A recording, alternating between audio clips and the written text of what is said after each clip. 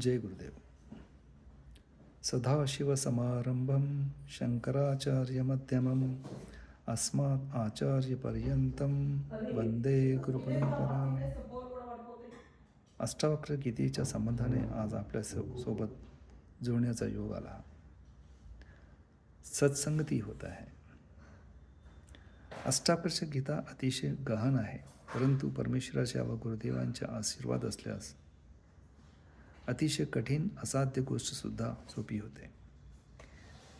यासाठी गुरुदेवांवर संपूर्ण श्रद्धा व विश्वास पाहिजे. याशिवाय या संसाराच्या गडद अरण्यात आपण भरकटत जाऊ. आत्मज्ञानम संसार कारणम, आत्मज्ञानम मोक्ष कारणम.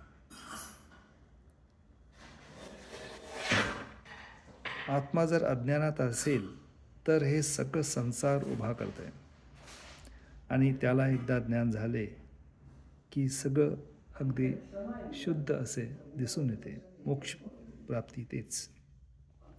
अष्टावक्र गीता गहन असल्याने प्रचलित नाही, तथापि जगामध्ये याबाबत चर्चा व प्रवचने नियमित होत आहेत.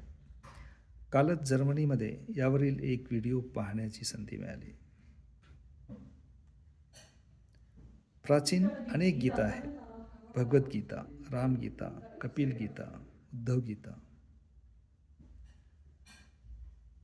कपिल गीता आपल्या कपिल महामुनी आपल्या मातेला देशून सांगितलेले ज्ञान जे आहे ते कपिल गीता. श्रीकृष्णाने उद्धवाला सांगितलेले ते उद्धव गीता.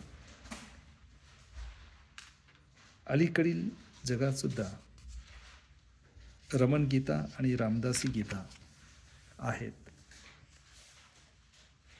भगवद्गीता महाभारतातील भीष्म पर्वात वर्णिले आहे. यामध्ये पाप, पुण्य, कर्तव्य, कर्म, अकर्म, विकर्म, मृत्यू, आत्मा इत्यादी बाबत चर्चिले आहे. परंतु अष्टावक्र गीतेमध्ये शुद्ध तत्वज्ञान आणि मोक्ष याबाबत संवाद आहे.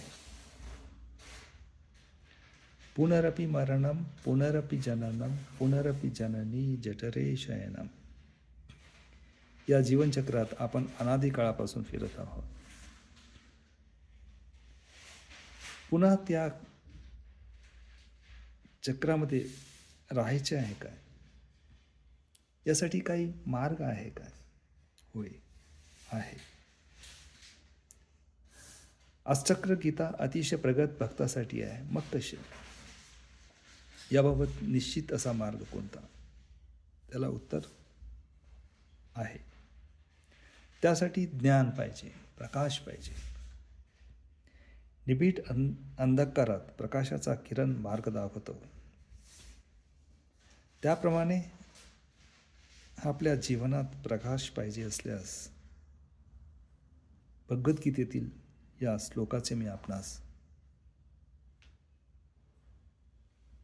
सांगतो. येथे धांसी समिद्वोग्नी भस्मसात कुर्तेर्जुन, ज्ञानाग्नी सर्व कर्माणी भस्मसात कुर्ते तथा. ज्ञानरूपी अग्नी सर्व प्राकृत कर्मबंधने भस्मसात करून टाकतो. एकदा आपले कर्मबंधने भस्मसात झाली तर निव्वळ ज्ञान हे आपोआप कळते. हे भगवंतांनी आपल्या पुढच्या श्लोकात सांगितलेले आहे. नहि ज्ञानेन सदृशं पवित्रमेव विद्यते तत्स्वयं योग संसिद्ध कालेनात्मनी विंदते.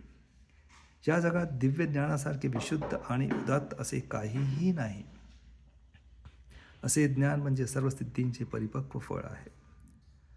जो भक्तियोगाच्या आचरणामध्ये निपुण झाला आहे, जो योग्य समयी स्वतःमध्येच या ज्ञानाचे आस्वादन करतो. म्हणजे एखाद्याने भक्ती मार्गामध्ये प्रगती केली आणि तो स्वतः त्याचे आचरण करीत राहिला तर ज्ञान हे त्याच्या अंतःकरणातूनच त्याला मिळते. तर ज्ञान कोणते पाहिजे? तर ज्ञान हे ब्रह्मज्ञान. विष्णू पुराणामध्ये म्हटले आहे की तत्कर्म यन्यबंधाय सा विमिध्याया विमुक्त हे आयासाय परम कर्म विद्यन्या शिल्पनयतुकम. जे ज्ञान आपणास बंधनातून मुक्त करते ते ज्ञान. इतर सर्व फक्त एक दुसरे स्किल डेव्हलपमेंट आहे. या जगात कृपण कोण आहे, कंजूष कोण आहे? जो व्यक्ती या संसारात जन्म घेऊन सुद्धा आत्मा आणि ब्रह्म याबाबत विचार करीत नाही, तो खरा कृपण, तोच कंजूष, तोच कृपण. धन्यवाद.